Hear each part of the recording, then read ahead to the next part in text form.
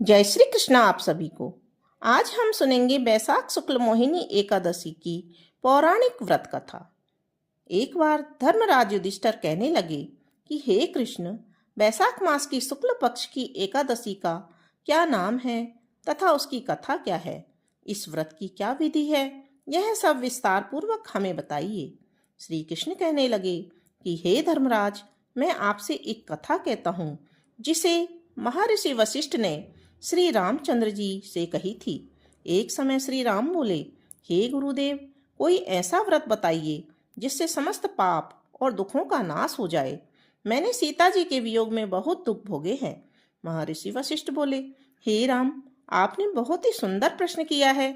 आपकी बुद्धि अत्यंत शुद्ध तथा पवित्र है।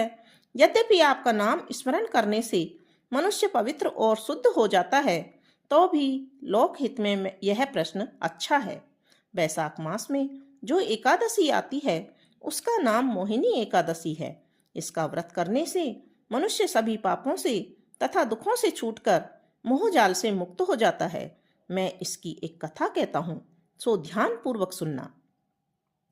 सरस्वती नदी के तट पर भद्रावती नाम की एक नगरी में द्युतिमान नामक चंद्रवशी राजा राज्य करता था। वहां धन धान्य से संपन्न पुण्यवान धनपाल नामक वैश्य भी रहता था। वह अत्यंत धर्मालु और विष्णु भक्त था। उसने नगर में अनेक भोजनालय, प्याऊ, कुएं, सरोवर, धर्मशाला आदि बनवाए थे। सड़कों पर आम, जामुन, नीम आदि के अनेक वृक्ष भी लगवाए थे। उसके 5 पुत्र थे, सुमना, सद्बुद्धि, मेधावी, सुकृति और दृष्टबुद्धि। इनमें से जो 5वां पुत्र दृष्टबुद्धि था वो बहुत ही महापापी था। वह पितर आदि को नहीं मानता था। वह वैश्या, दुराचारी मनुष्यों की संगति में रहकर जुआ खेलता और पर स्त्री के साथ भोग विलास करता था तथा मद्य मांस का सेवन भी करता था।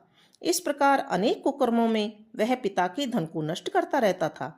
इन्हीं कारणों से त्रस्त होकर उसके पिता ने उसे घर से निकाल दिया था।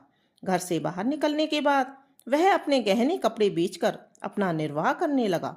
जब सब कुछ नष्ट हो गया तो वैश्या और दुराचारी साथियों ने उसका साथ छोड़ दिया। अब वह भूख प्यास से अति दुखी रहने लगा। कोई सहारा ना देखकर चोरी करना सीख गया। एक बार वह पकड़ा गया तो वैश्य का पुत्र जानकर चेतावनी देकर छोड़ दिया गया। मगर दूसरी बार जब पकड़ में आ गया तो राजाज्ञा से इस बार उसे कठिन कारागार में डाल दिया गया। कारागार में उसे अत्यंत दुख दिए गए। बाद में राजा ने उसे नगरी से निकल जाने को कहा। वह नगरी से निकलकर वन में आ गया, जहां वन्य पशुओं को मारकर खाने लगा। कुछ समय पश्चात वह बहेलिया बन गया और धनुष बाण लेकर पशु पक्षियों को मार मार कर खाने लगा। एक दिन भूख प्यास से व्यथित होकर वह खाने की तलाश में घूमता हुआ कौंडिन्य ऋषि के आश्रम में पहुंच गया। उस समय बैसाख मास था और ऋषि गंगा स्नान कर रहे थे। उनके भीगे वस्त्रों के छींटे उस पर पड़ने के कारण उसे कुछ सद्बुद्धि प्राप्त हो गई। वह कौंडिन्य मुनि से हाथ जोड़कर कहने लगा, हे मुनि, मैंने जीवन में बहुत पाप किए हैं।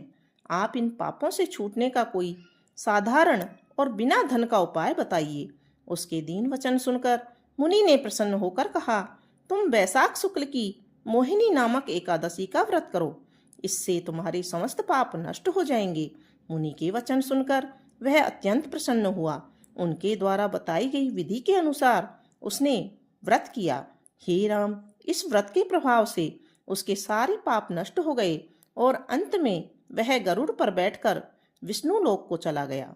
इस व्रत से मोह आदि सब नष्ट हो जाते हैं। संसार में इस व्रत से श्रेष्ठ कोई व्रत नहीं है। इसके महात्म्य को पढ़ने से अथवा सुनने से 1000 गोदान का फल प्राप्त होता है। बोलो विष्णु भगवान की जय।